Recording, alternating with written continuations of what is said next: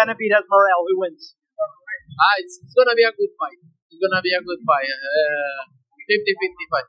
I think that it's gonna be a war. In my eyes, I say it's a 50-50 fight. These fighters. I think David Morrell may have needed, one or two more real tests before he really, build the resolve to be able to handle a guy with the ability, the power. Boxing pros have revealed their picks for the David Bennett's versus David Morrell fight. Sean Porter favors Bennett's to overcome Morrell in their 12-round main event this Saturday, February 1st at the T-Mobile Arena in Las Vegas. Porter shares a perspective common among pro-Benavidez supporters favoring Benavidez due to his deeper experience in a professional arena compared to the 11-0 Morrell. He believes Benavidez holds the edge over Morrell. The seasoned competition Benavidez has faced in the pros sets apart at 36. Andrade has passed his prime and Canelo Alvarez had already taken out Plant Ben's victories over them. Don't do much to boost his credibility in this matchup. If anything, those fights only reinforce the uncertainty surrounding him. We are aware that Benavidez did not look good in his June debut matchup with Alexander Gasic. He was wounded by the more powerful combatant, ran out of gas, and shown little strength. Sean Porter shared that the fight is pretty evenly matched with a slight edge to Benavidez, whom he favored 55-45. He expressed his excitement about the matchup, calling it a David versus David fight, and noting that he loved everything about it. Porter went on to explain that Benavidez had the advantage over Morrell in terms of experience and strength. He pointed out that while both fighters were large, he believed Benavidez was more naturally suited for the 175 pounds division. He emphasized that Ben's experience in enduring resistance throughout various stages of a 12-round fight would play a crucial role, something that Morrell hadn't yet faced at the professional level. According to Porter, Morrell's previous fight against Ravia Collides, which was a different kind of challenge, didn't involve the kind of resistance that a competitive 12-round bout would bring. Is that one? That's 50-50 right there. If anything, 55-45 for Benavidez. I love David versus David. I love everything about the fight. The thing I feel that Benavidez has over Morrell is experience, is true strength. Both those guys are big guys, but I think Benavidez is more of the natural 175-pounder. Yeah, you're like, Morrell's such a high-level technical fighter, but Jose mentioned what you just mentioned, like they feel like the experience is going to eventually show through. Like, I don't know, take me into that, like how experience can trump like talent and technicality like that. You know what? The thing that I know for this fight, with when you are in a competitive fight that's gonna go 12 rounds, of course you prepare for the 12. Porter points out that Morrell has yet to face an opponent who brings relentless pressure or matches the sheer size of the cruiserweight like Benavidez, while Morrell handled Ravo Katic with ease in his 175-pound debut on August 3rd last year. He wasn't forced onto the back foot the way Benavidez is expected to push him. This Saturday, Ravo packs more power in his single punches than Benavidez, but he wasn't looking to smother Morrell with relentless volume like the Mexican monster intends to. If Benavidez charges in recklessly, he could walk straight into Morrell's sharp counters or get folded by a well-placed body chop. Benz's debut at 175 volts was even more underwhelming than Morrell's performance against Alexander Gasic on June 15th last year. He ran out of steam after 8 rounds and found himself in serious trouble in the 12th when Gasic caged him in the final 30 seconds. Benavidez was little more than a stationary target, absorbing a barrage of punishing combinations from the Ukrainian. Porter explained that Benavidez was capable of matching Morrell in both power and speed, and he could also box with him effectively. He added that this type of resistance would challenge Morrell, mentally creating a roller coaster ride during the fight. According to Porter, while Benavidez had experienced that kind of mental and physical challenge before, Morrell had not. We have no clue if Benavidez can go toe-to-toe with Morrell without hitting the canvas. Sure, he proved he could trade shots with the smaller aging 168-pounders who padded his early record.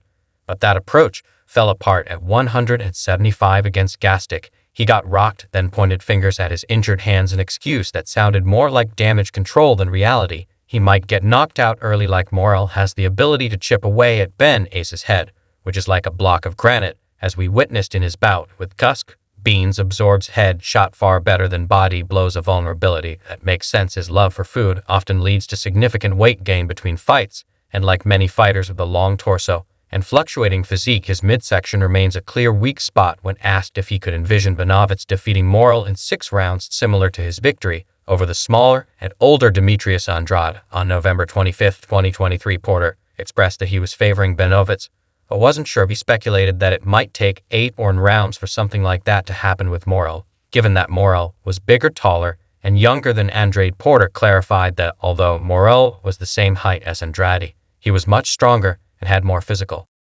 attributes on his side. He described the fight as one with resistance on both ends, highlighting that it would be a beautiful matchup. Benavidez will have a hard time securing a knockout in this fight without exposing himself to serious risk, either by getting stopped by Morrell or being systematically outboxed. He can't afford to approach this bout the same way he did against the smaller aging opponents he dominated at super middleweight. His resume at 168 is paper thin, not much better than Edgar Berlanga. Meanwhile, Canelo Alvarez admits he's torn on the winner of Saturday's light heavyweight showdown between David Benavidez and David Morrell. When Benavidez and Morrell, 2 fighters Canelo has previously been associated with, compete for the WBA regular and WBC interim belts, Canelo will undoubtedly be watching closely. The bookmakers pick to beat the UN-beaten Cuban is Benavidez, but Alvarez believes the bout will be evenly matched. Canelo said that it's going to be a good fight. He predicted it to be a 50-50 fight after failing to get a fight against Canelo, who holds 3 of the 4 world titles at 168. Benavidez has advanced from super middleweight in June. The Mexican monster triumphed over former world champion Alexander Gasic in his debut light heavyweight bout. Meanwhile, Morrell, also stepping up to 175 pounds, marked his entry into the division with a points win against RAV. In August, however, Andy Cruz anticipates a knockout win for David Morrell, the 2020 Olympic gold medalist. Cruz compares Morrell to himself, noting that both share a relaxed, playful approach to the sport.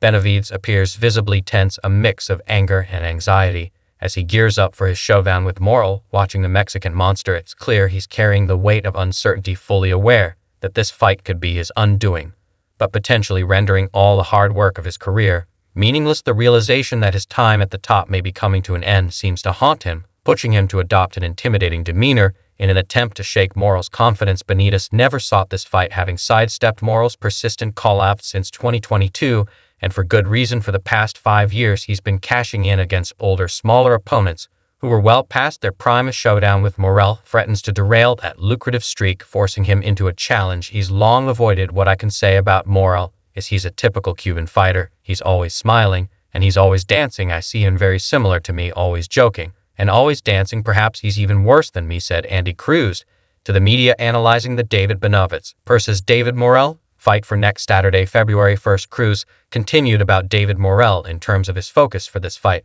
I see him really focused. It's going to be a difficult fight, but I think he's going to put on a good show. I see him winning. I don't just see him winning, I see him winning by knockout. His fans are rallying behind Benavidez, viewing him as a top-tier fighter, and they won't take kindly to Morrell exposing him as a fraud. No one enjoys watching their idols unmasked as mere hype, leaving them feeling duped and disillusioned. When Benavidez loses, they will leap from his sinking ship, leaving him adrift as he falls beneath the waves. Benz's defeat will be a hard pill to swallow for his fans. They have long hailed him as the top fighter in the 168 bits division, convinced he had what it takes to dethrone Canelo Alvarez. Yet they've rarely scrutinized his fighting style or the level of competition he's faced over his 12-year career. This blind loyalty raises serious questions.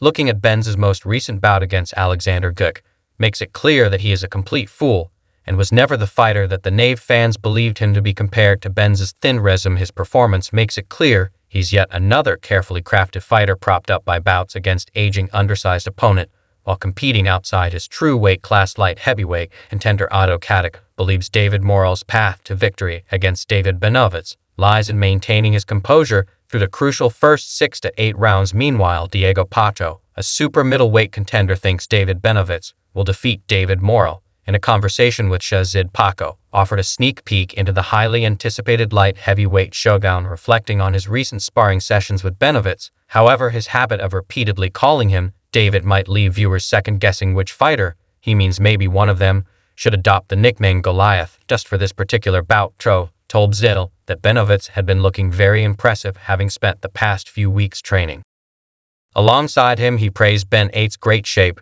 and the amazing things he had been doing in the ring, calling him a monster. P expressed confidence that Benavidez would handle business on February 1st, and even suggested that he might secure a stoppage victory against David Morrell. And man, how do you think Benavidez does? Your gym mate a week after you fight. How do you think that fight goes for Morrell? I think David, he's looking very good. I've been in the gym with him for the past few weeks, and he's been looking great shape, doing some amazing things in the ring. Like always, David's a monster. So I think he'll take care of business February 1st. I think he might even get the stoppage against David Morrell. Benavidez has earned his monster nickname thanks to his relentless, multifaceted attack. However, Paco, who sparred with him just 3 months ago, highlighted the strength of Benz's defense when asked about Benz's underrated abilities.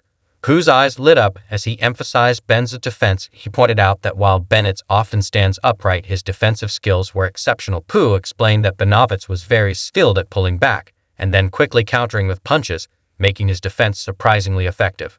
Morrell is a guy that you can't take lightly. He's a great fighter. He's up there for a reason.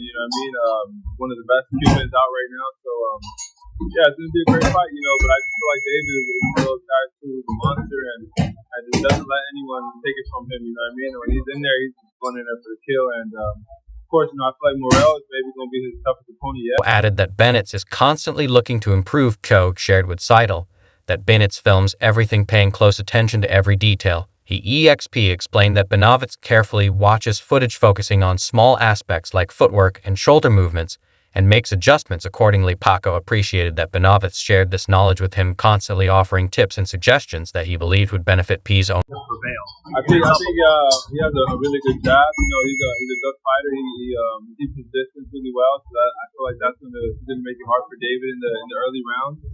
But like we saw with Caleb Plant, Caleb Plant was doing a great job boxing the first few rounds when he fought David, but then David just has that chip in his shoulder where he's just coming forward. Even on the clinches, he's still punching. He's still getting punches in, and I feel like when you're boxing a guy like David and he just keeps coming forward no matter what you do, it just makes it hard mentally for you to keep that same game plan and stick to it, because you have a monster like him throwing big punches. Relentless taunts have unleashed a fierce side of WBC interim light heavyweight champion David Benavidez, igniting a fire in him ahead of their showdown this Saturday. Rosado believes that in their 12-round main event matchup, Benavidez would be targeting Morrell, trying to overload him with punches in order to knock him out. Benavidez isn't used to being seen as outdated or one-dimensional RoboCop fighter by his opponents. However, the more technically refined Cuban Morrell is taken aback by how simple his style seems. For years, Benavidez has relied on his size and relentless volume, dominating at 168 pounds. But now he's facing his first true challenge in the form of the formidable David Morrell. Benavidez, a 12-year professional who is facing his first test, is late in the game and could lose on Saturday night. I favor Benavidez. I've known him for years now. I favor Benavidez. But you can't sleep on Morrell. This is a fight that Benavidez didn't even have to take. This fight, Morrell was the one that needs this fight, said Gabe Rosado to Fight Hub TV, arguing that WBA regular light heavyweight champion David Morrell needs this fight against interim WBC 175 PBS champion David Benavidez. Morrell is in a situation where he hit the jackpot, so if he can in this fight, he's there, because nobody was really calling Morrell out, so that shows what kind of dog Benavidez is. He said, "Come on, let's go, let's run," it said Rosado, failing to point out that Benavidez showed no interest in fighting Morrell for 2 years after being first called out by him in 22. "I think he's waking up a different kind of beast in Benavidez, because no one really acts like that with Benavidez," said Gabe about Morrell trash-talking and questioning his courage repeatedly, and saying he can't punch. WBA regular 175 pounds champion Morrell hasn't struck gold by landing this fight, as he enters as the belt holder, not Benavidez. If Morrell were a contender without a title, it would be easy to claim he's hit the jackpot, but himself in unfamiliar territory with Morrell, who will seize every chance to land damaging shots. The only fighter Benavidez has fought of similar size, Alexander D. Dick, handed him a brutal beating, even hurting him to the body. On his YouTube channel, Antonio Tarver expressed the belief that David Morrell needed 1 or 2 more tests to be fully prepared to handle the skill, power, and confidence that David Benavidez brings to the ring. He emphasized that Morrell would need to land a shot that not only drops Benavidez, but also causes significant damage, suggesting that a knockout would be necessary for Morrell to secure a victory. Tarver pointed out that while some fighters can be made to quit, neither Bennett nor Morrell could be easily intimidated. He stated that this fight would likely require one of the fighters to end it inside the distance to claim victory. Tarver also mentioned that while Benavidez had a slight height advantage, Morrell actually held a 4-inch reach advantage. It's going to be, I think Morrell's going to have to find that shot that really, not only drops, but, concuss. You got to knock David Benavidez out. And there's fighters you can make quit. I don't think neither one of these fighters you can make quit. Sometimes you got to knock them out. And I think this is one of those type of fights where, in order to secure victory, in order to secure victory, one of these guys is going to have to end it with inside the distance.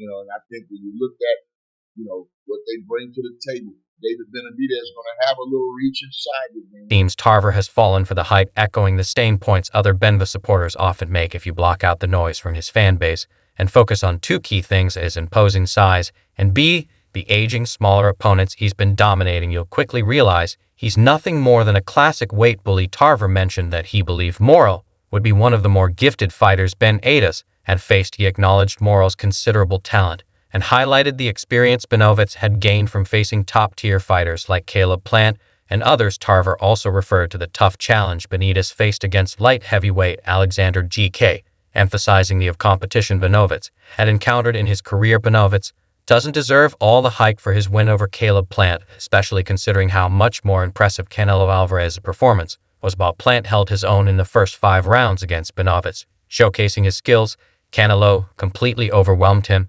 and secured a knockout. You might try to build up Benavidez if Plant had power, or if he hadn't been stalked by Canelo before facing him. The truth is he didn't outperform Canelo against Plant and was on the losing end of nearly every round in the first 6. Plant exposed him. If you're using that performance as evidence that Benavidez would beat Morrell, you're not seeing the full picture. This will be, I think, one of the,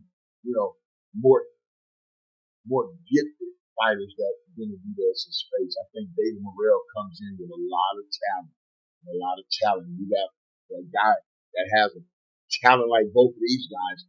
And they rise to the occasion. It's the moment that really gets these guys up. And I think this is the type of fight that you can say it's going to bring the best out of both of these guys. So that's all from today's video. If you enjoyed it, remember to leave a like, subscribe, and ring that bell icon so you never miss our upcoming videos.